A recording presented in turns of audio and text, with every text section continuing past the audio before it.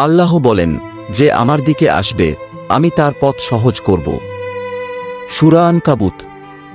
প্রথম শর্টকাট হল কোরআনের সঙ্গে সম্পর্ক।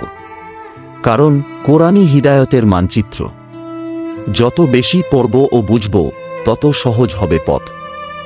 দ্বিতীয় শর্টকাট হল আন্তরিক দোয়া। রাসূল সাল্লাল্লাহু আলাইহি ওয়াসাল্লাম বলেন, দোয়া হল ইবাদতের মূল। যে সত্যিকারের মন নিয়ে আল্লাহর কাছে চায় তার জন্য আল্লাহ দরজা খুলে দেন।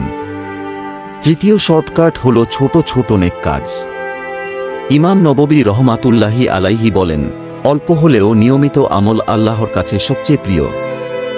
হিদায়তের শর্টকাট আসলে খুব সহজ। কোরআন পড়া, দোয়া করা আর ছোট ছোট ভালো কাজ করা। আল্লাহর কাছে ফিরে যাওয়াই হলো প্রকৃত শর্টকাট।